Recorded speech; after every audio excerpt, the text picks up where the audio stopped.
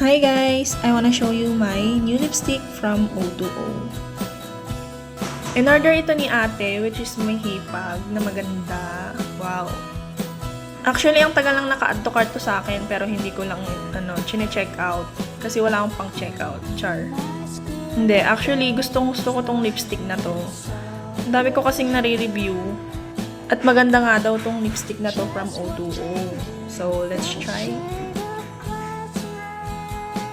At kita nyo naman, packaging pa lang kabog na.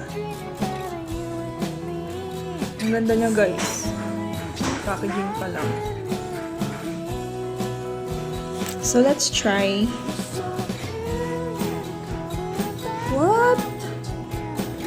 At nakita ko nga, medyo clumsy siguro yung seller. Charot. Hindi, may konting damage siya sa tip. Kaya yun, tinanggal ko na lang siya gamit ng tissue.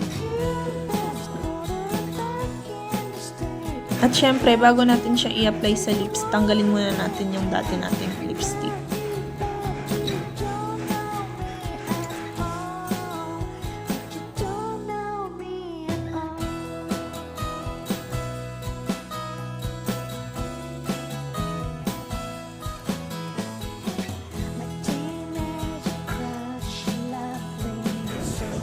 Wow, look at the shade. Ang ganda niya.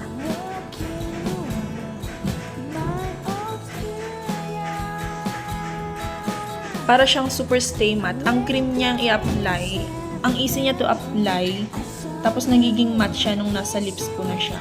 Ito yung pinili kong shade. M21, kasi bagay daw siya sa lahat ng kahit anong look. So, eto, tingnan niyo. Diba? Ang ganda.